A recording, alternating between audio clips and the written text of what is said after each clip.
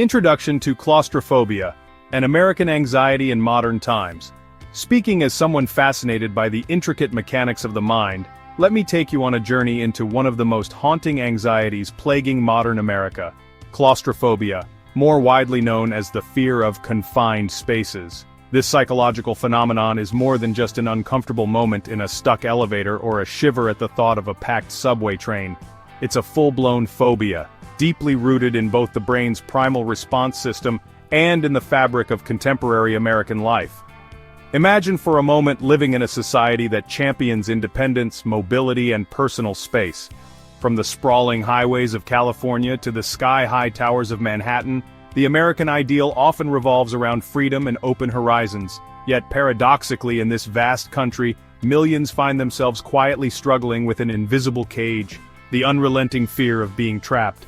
Whether it's the elevator in a sleek office building, the windowless waiting room of a bustling hospital, or even the backseat of a crowded carpool van, everyday scenarios turn into battlegrounds with one's own mind. Claustrophobia in America often manifests subtly at first. It may begin as a mild sense of unease when the automatic doors of an MRI machine close, or a flutter of anxiety stepping into a stuffy restroom stall.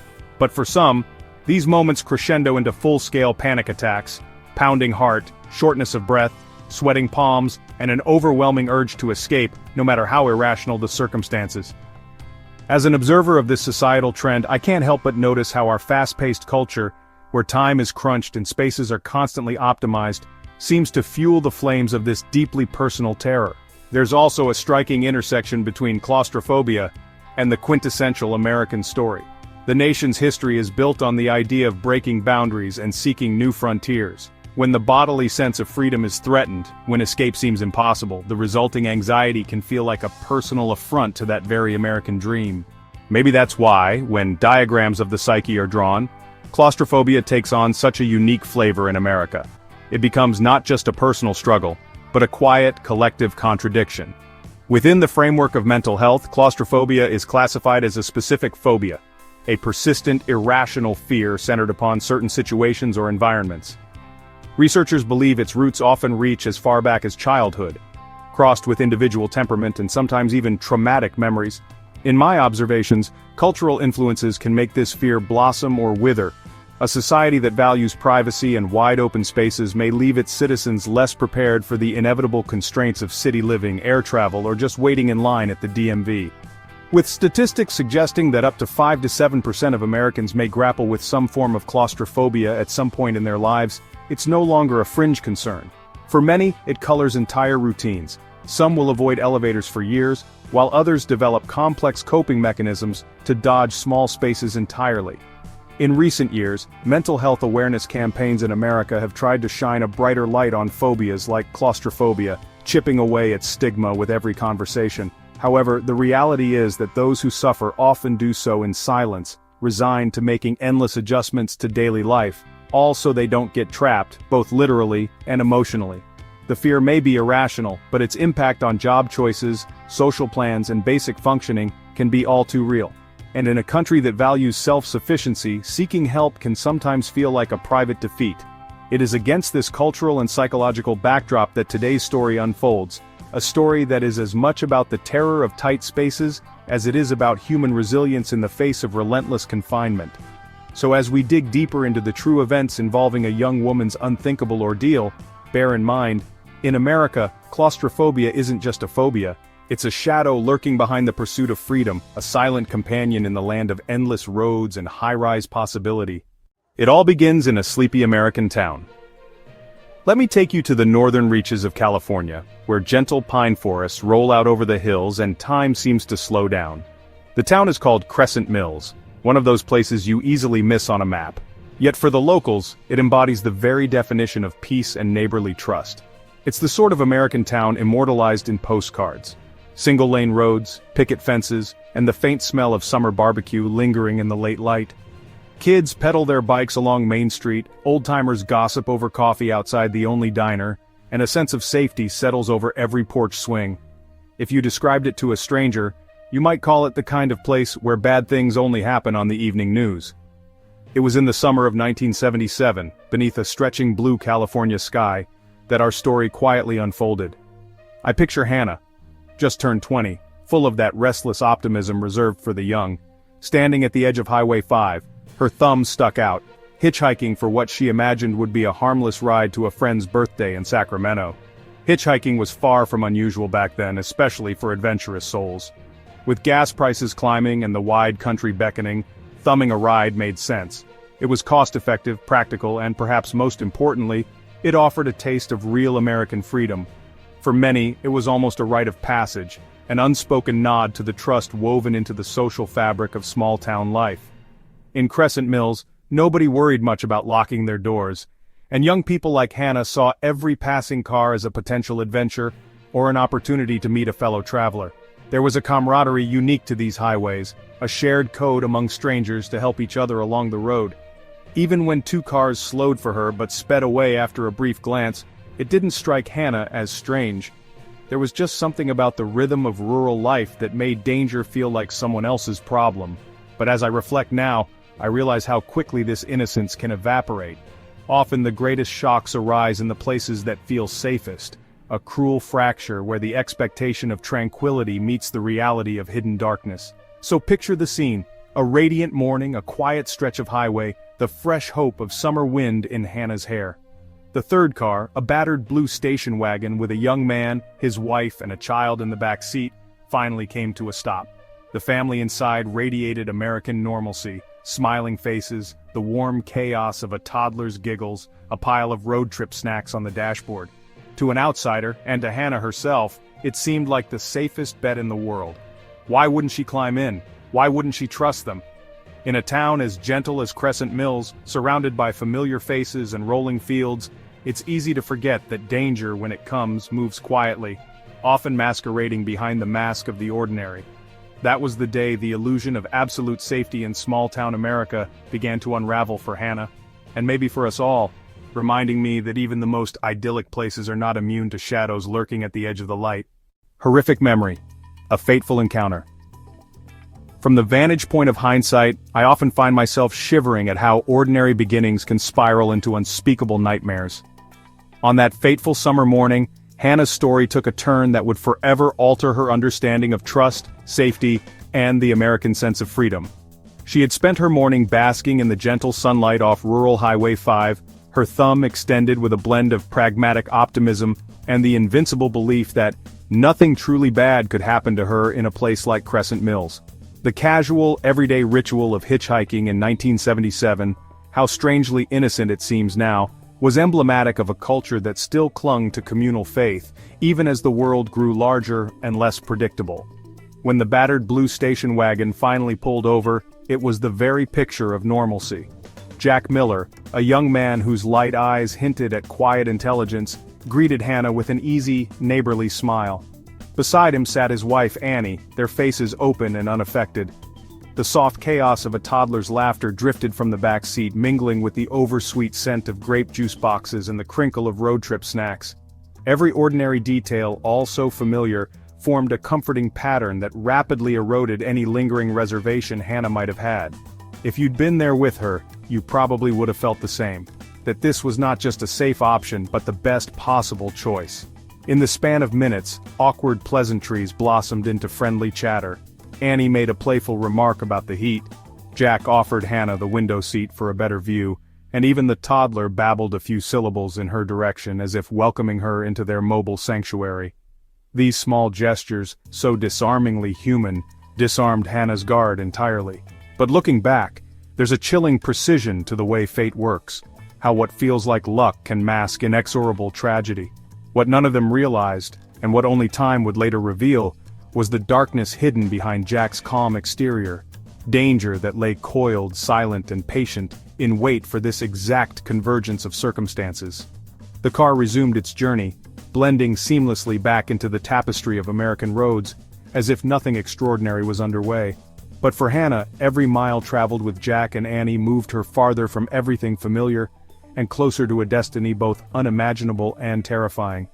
It was here in this most mundane of moments that the curtain quietly rose on a horror that would come to define the rest of her life. The world outside rolled by in stretches of green and gold, but inside the car the safe boundaries of trust and routine had already begun to blur, beginning the earthly hell beneath the basement. The descent into what I can only call an earthly hell began quietly, almost imperceptibly at first. For Hannah, just 20 years old and full of the naive optimism of youth, everything changed the moment she crossed the threshold into that otherwise unremarkable American home. If you've ever felt chills down your spine entering a dark, unfamiliar basement, multiply that by 1,000, because this was not just another unfinished laundry room or storage space. This was Jack and Annie Miller's carefully constructed fortress of secrets, a place never meant for sunlight or rescue. The basement was cramped, oppressively low-ceilinged, a windowless void that seemed to swallow every hope of escape. There was a peculiar, persistent dampness in the air and a faint odor of rust, dust, and despair. Details I can't help but recall with a shiver, even as an outsider. In the farthest corner of the basement sat the centerpiece of terror, a large, homemade wooden box. Jack called it the unit, with a perverse sense of pride. What appeared at first to be nothing more than a box revealed itself to be a coffin-like prison, lined with bolts and heavy chains, lacking insulation, sealed tight except for just a few air holes punched crudely in the sides. It was into this box that Hannah was forced, wrists and ankles cuffed, stripped of dignity and privacy, her very breath rationed through the pinprick ventilation holes. Jack and Annie justified their sadistic ritual as necessary discipline, language only they could pervert to fit a nightmare. The lid would slam shut, sealing out the light and even muffling most sound. The inside was so confining Hannah couldn't stretch out her legs or arms.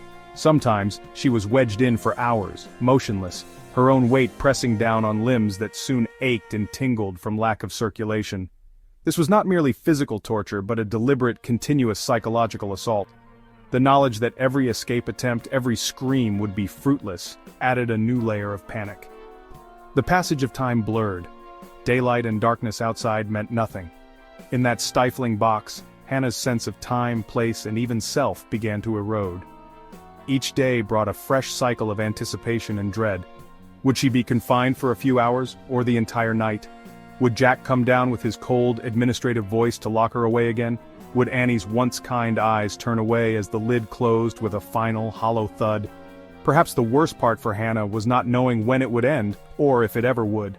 She endured violations of her body, mind, and spirit, humiliated even in the smallest acts, deprived of the most human sensations. Sunlight, the smell of fresh air, the simple ability to decide when to move. Her claustrophobia, only a faint anxiety before, now raged out of control, a merciless panic every time the box locked and the air grew thin. In that grave beneath a suburban home, Hannah was forced to stare long and hard at her own will to survive, and the horrifying realization that her old life, her freedom, might already be gone forever. Manipulation tactics and the demonic contract. From the perspective of an outside observer with a keen eye for psychological manipulation, I find myself almost awestruck, though deeply disturbed, by the cunning severity of Jack's tactics. As if Hannah's physical captivity wasn't harrowing enough, Jack crafted an elaborate psychological prison to go along with it. No lock or chain could be as suffocating as the sense of fear and inevitability he was building brick by invisible brick around her mind. Jack knew that to keep someone under control for years on end, simple brute force wasn't enough. He meticulously developed a narrative. He told Hannah about a sinister, all-powerful organization he called the Society. According to Jack's chilling tale, this group operated in the shadows across America. It was a clandestine network with members lurking everywhere, from local police to store clerks, all supposedly working to hunt down and punish those who disobey. Jack repeatedly warned Hannah that any sign of escape or betrayal would result not only in her own death, but also in unspeakable harm befalling her family. The depth of dread that such a myth can sow within an isolated, desperate mind is almost unimaginable. He weaponized her love and fear for her family, her only remaining tether to hope, by transforming it into an emotional noose. Over time, the lines between real danger and Jack's manufactured threats began to blur. In the echo chamber of her captivity, Hannah's world narrowed until Jack's voice became the only law, the only truth. Each new day confirmed his message. Resistance was pointless, trust was dangerous, hope was obsolete. Yet Jack didn't stop there. He wanted more than her silence and obedience. He wanted symbolic domination over even her sense of self. Months into her captivity, Jack presented Hannah with an actual written contract, a macabre pseudo-legal document that designated her his property, both in body and soul. To the uninitiated it might seem theatrically bizarre. In the basement reality of the Miller household it was deadly serious. Every clause dripped with control. Hannah was forbidden to speak unless spoken to, she must perform every act at Jack's command, address him as master, and even relinquish her name, referring to herself only by an assigned code. In her weakened, traumatized state, with threats looming over her family and escape appearing suicidal, Hannah felt she had no option but to comply. I find myself struggling at times to comprehend the power of such psychological contracts, how they can snuff out resistance and warp a survivor's sense of autonomy until submission becomes, terrifyingly, the only way forward. That Jack secured this agreement from Hannah wasn't merely about paperwork, it was the final twist in his plan, to ensure her spirit was just as caged as her body. It is this level of manipulation, painstaking, deliberate, methodical, that sets apart the monster not only as an abuser of bodies but of minds. The wife in the same circle. A continuing pain. From the outside, Annie Miller's presence in that grim household might have appeared as just another shadow by Jack's side. But if I let my mind linger on her role, I see a complex tapestry of pain, complicity, and tragic surrender. Annie was not the archetypal villain in this story. She was both a perpetrator and, in some twisted ways, another kind of captive.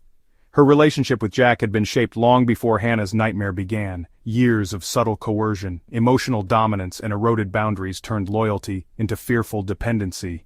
In the beginning, Annie might have tried to rationalize or even ignore the creeping darkness in Jack's demands. But living day in and day out under the same roof, witnessing the horrors inflicted on Hannah, something fractured inside her. She became trapped in the role of the enabler, participating in Jack's sick rituals, not out of cruelty, but because years of manipulation had ground down her willpower and sense of agency.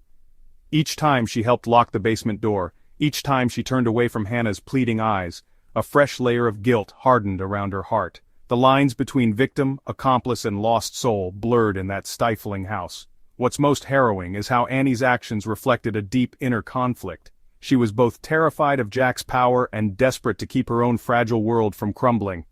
The cycle of trauma, a term I've heard whispered in psychology circles, meant that sometimes Annie herself became numb, sleepwalking through the daily atrocities because that was the only way she knew to survive. Her consciousness would drift, her empathy dulled, but the pain was never truly gone. Every night, after carrying out Jack's orders, she would retreat into herself, haunted by the awareness that she was both jailer and witness. The isolation grew heavier, the guilt more insistent. Looking back, I can't help but imagine all the ways Annie might have felt complicit, yet powerless, her own sense of self slowly dissolving into Jack's world of terror. Yet as much as she hurt Hannah, she also lived with a shame that threatened to swallow her whole. She was not the source of evil, but a tragic product of it. A woman whose pain chained her to a monster, until the line between rescuing and betraying herself seemed hopelessly tangled. Jack's long slide and the tragic end for other victims. From my observer's perspective, the gradual moral unraveling of Jack Miller wasn't a sudden descent, but rather a chilling, calculated corrosion of empathy and restraint. A slide so incremental that to casual acquaintances, he might have seemed nothing more than an ordinary man lost in the daily grind of American suburbia. But beneath that veneer, Jack's darkest desires had been growing in secret, searching for opportunities, pushing boundaries with methodical patience. The acts that would, in time, constitute true evil had not blossomed overnight. They were fertilized over years by unchecked impulses, apathy, and a growing taste for control. Years before Hannah ever stepped into his vehicle, Jack's path had already intersected with tragedy. There was Mary, the bright-eyed wanderer whose memory haunts the edges of this story like a ghostly echo.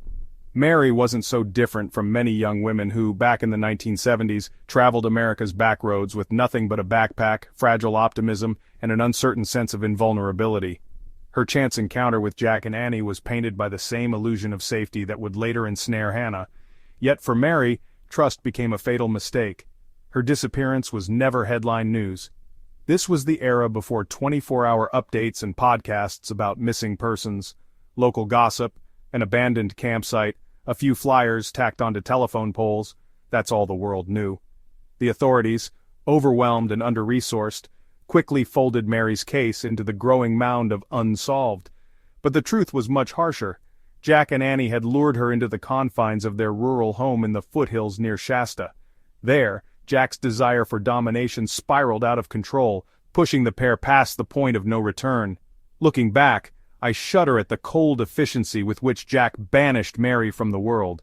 He saw in her not a person, but a blank canvas for his cruelest intentions.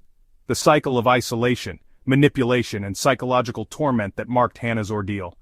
That blueprint was tested first on Mary. Most chillingly, Jack seemed to draw lessons from that original horror, refining his tactics, learning how to avoid suspicion, erase evidence, and extract maximum obedience from his victims through a combination of threats, fabricated narratives, and coldly logical routines. Mary's final moments passed in the wilderness, a landscape that should have offered freedom, yet became her silent grave.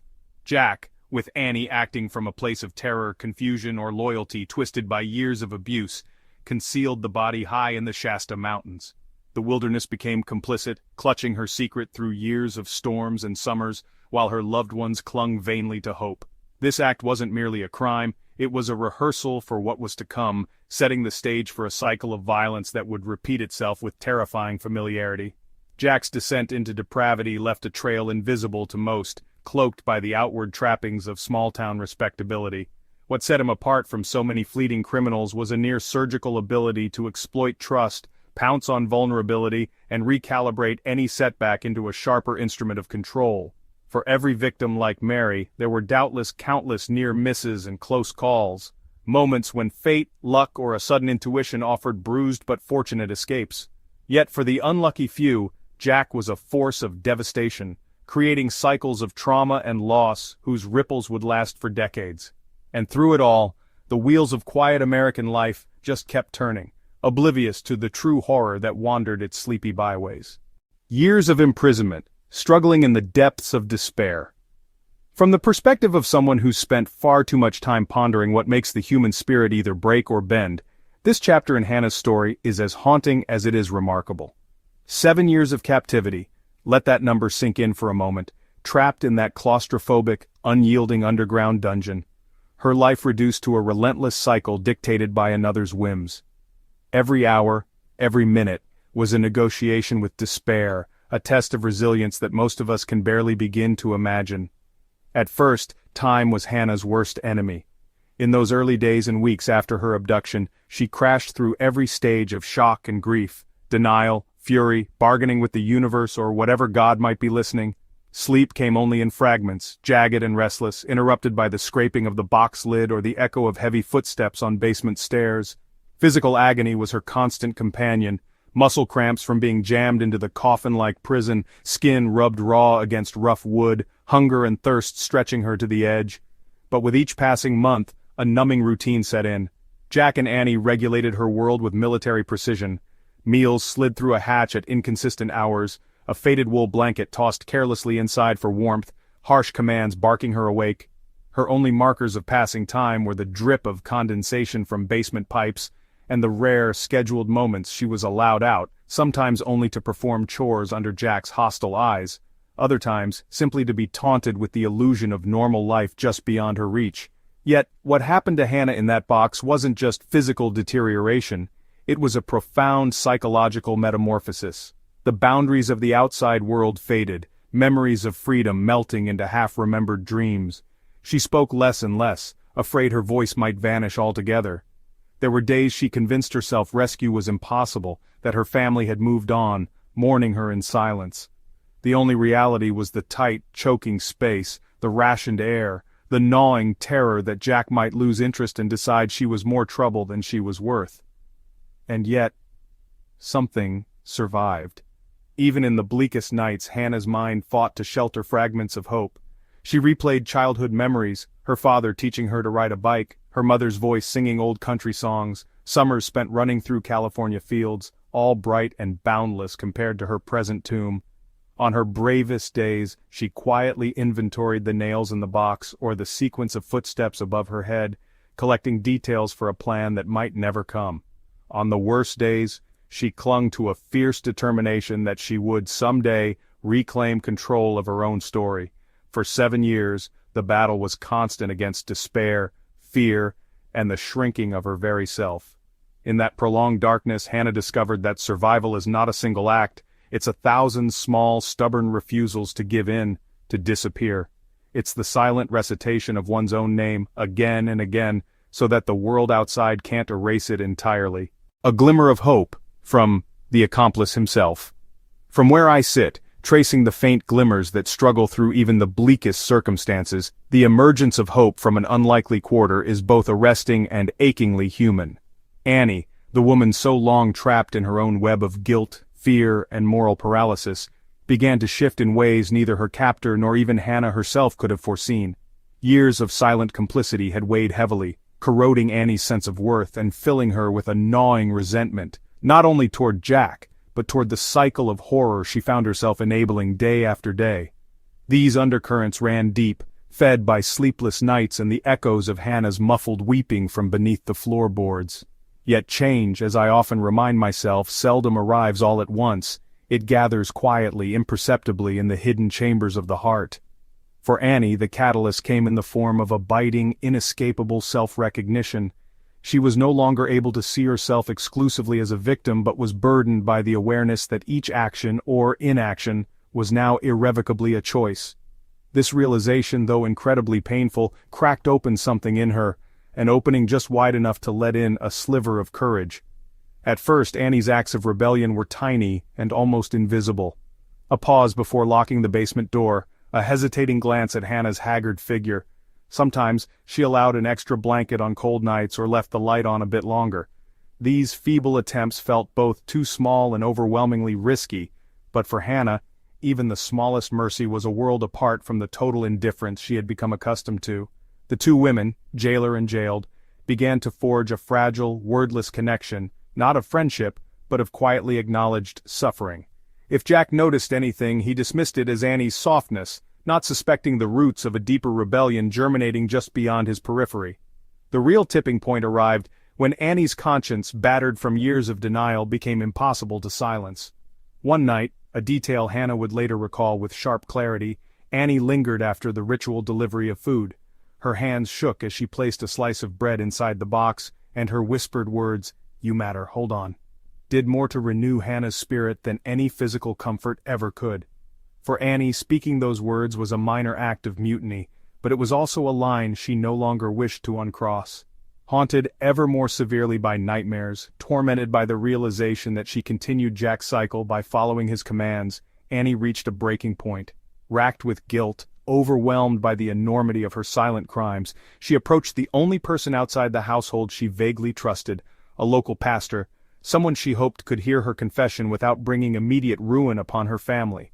Pouring out years of horror, Annie found, for the first time, a listener who responded not with judgment but with compassion and moral clarity. This encounter rewired something fundamental within her. She resolved, tentatively at first, to help Hannah, if not outright liberate her, then at least plant the seeds for an escape. Escape plan and unveiled truth. From the perspective of a keen observer obsessed with the mechanics of survival, the escape from captivity is never just a physical act, it's a symphony of suspense, psychological transformation, and perilous collaboration. In the case of Hannah and Annie, the plot to break the chains of their twisted existence emerged not as a dramatic outburst, but rather as an agonizing, drawn-out ballet of risk and fragile trust. The journey from the depths of horror to the cusp of liberation demanded the convergence of both courage and cunning, qualities neither woman knew she possessed until the moment called for them. The earliest hints of escape were born in whispers during the brief moments Jack was away at work or distracted by the outside world, those rare, precious interludes that opened slits of opportunity in the otherwise seamless wall of control. At first, Annie's overtures were almost imperceptible, a pause before shutting the basement door, subtle signals in the way she passed food, or faint scribbles pressed hastily into scraps of wrapping paper hidden with Hannah's meager belongings. Slowly, layers of fear gave way to the tentative weaving of a plan, stitched together from shared looks and unspoken desperation. Both women understood the enormity of what they were plotting. This was not merely escape, it was the shattering of years of psychological conditioning, and in Annie's case, the upending of alliances that had both protected and imprisoned her. The linchpin of their plan, rested upon undermining Jack's most powerful weapon, the lie of the society. That invisible bogeyman had lurked at the edges of Hannah's sanity for years, threatening violence, maintaining devotion by paralyzing her with dread. Annie knew, and finally dared to tell the truth. There was no secret network, no all-seeing eyes. Exposing the fiction was itself a harrowing risk. If Jack ever learned Annie was unraveling his narrative, consequences could be immediate and brutal. But stripping away the shadow of the society was like opening a window in a long sealed room. Sudden, unpredictable hope rushed in. The walls did not move, but for the first time their mental boundaries began to soften. Practicalities became the next obsession. They spoke in broken fragments, practiced routines for evading Jack's schedules, and even rehearsed fabricated alibis designed to explain away missing minutes or unusual noises. They mapped the house's creaks and routines with obsessive detail. Trust between them had to be renewed every day, even as Hannah battled her own terror that rescue was a fool's dream, and Annie flinched from the knowledge that any misstep could doom them both. The plan evolved, a patchwork of timing, luck, and sheer nerve. Annie found a chance to spirit Hannah, under the guise of a house-cleaning chore, into another room, then at last out the door in the dead of night, their escape barely illuminated by the thinnest slice of moon overhead. Every step outside was both liberation and exposure. Every breath was thick with terror that Jack would realize what he'd lost before they could reach sanctuary. Making it to Annie's mother's house was only the beginning. For Hannah, freedom felt almost hallucinatory, her senses overloaded, every mundane sound magnified by years of silence. But survival was not quite safety. They had to contact the authorities, and with each phone call, each frantic retelling of their story, the weight of years in the basement began to shift outward, no longer Hannah's alone to carry, but now a burden the world could not ignore.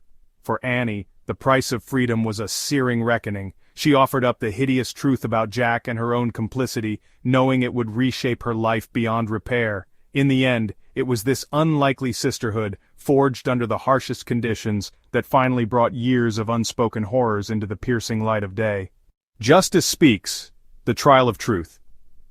From my vantage point as a keen observer drawn to the complexities of justice and human reckoning, the courtroom finale of Hannah's ordeal unfolds not as a mere conclusion, but as the start of a new, uneasy healing. After years shrouded in darkness and secrecy, the story of Crescent Mills exploded into public awareness. In news headlines, community whispers, heated conversations at every local diner.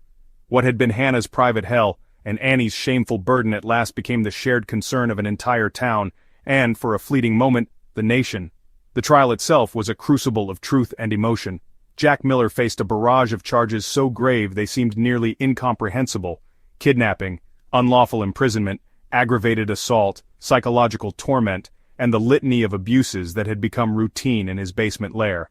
The evidence, painstakingly gathered and presented, transformed the sterile courtroom into a gallery of horror. The heavy homemade box was wheeled in as Exhibit A, photographs from the cellar projected on a blank wall, echoing the stark, claustrophobic reality that Hannah had endured for 7 years. Prosecutors meticulously traced the timeline of horror, each testimony adding a new layer to the narrative. Hannah's own voice, trembling yet steady from the witness stand, transfixed everyone present. Her detailed account of captivity, laced with raw memories and defiant moments of hope, allowed the jury and a spellbound public to feel for a moment the terror and resilience that had become her daily existence. Medical professionals described in clinical detail the toll exacted on Hannah's body and soul, her lasting claustrophobia, scars both visible and hidden, sleeplessness, and battles with trust that would likely shadow her for years. Perhaps most astonishing to outside onlookers was Annie's role in the proceedings. Her decision to turn herself in, to testify not only against her husband but also against her own years of complicity, added layers of complexity and heartbreak. In hushed tones she described the machinery of control Jack had built, her spiral into dependence and numbness, and finally the torturous guilt that drove her to risk everything for Hannah's freedom. Observing Annie's testimony, I was struck by the duality. She sat illuminated by the bright lamps of justice, both accused and redeemer, symbolizing the reality that crimes of this magnitude rarely bind just a single soul. The community, too, was forced to confront its own stories of trust, denial, and the dark undercurrents that can run even in the safest appearing towns. Neighbors took the stand, some in tears, grappling with guilt or disbelief for things missed, small warnings ignored, doors left unquestioningly open, proof that evil can camouflage itself behind the ordinary. At last justice moved with measured, deliberate force. Jack was found guilty on every count. His face, once the mask of a neighbor, a husband, a father, registered disbelief as the court handed down sentence after sentence. There was no possibility of parole, no return to the veneer of freedom he had so ruthlessly snatched from others. For Annie the punishment was less concrete, her plea agreement sparing her the harshest jail time in exchange for her testimony and genuine remorse. She exited the courtroom not to applause but to a difficult, uncertain future. Her guilt mingled forever with the memory of her defiance. As the sentence was read, the room filled with a mixture of relief and unresolved ache. For Hannah, liberation was finally codified in the eyes of the law, but everyone present knew, while punishment could be delivered, true healing would forever lie outside the tidy confines of a judge's decree. The courtroom, with its strict procedures and final gavel, could declare the end of one chapter, but it could never erase all the shadows Jack had cast, nor the enduring light Hannah and Annie would struggle to kindle for years to come. Restoring miracles and the humanistic message. From my vantage point, someone who's watched stories shift from absolute darkness into unexpected dawn, there's something indescribable about witnessing a truly miraculous recovery. For Hannah, freedom was not a neat ending but a raw, uncertain beginning.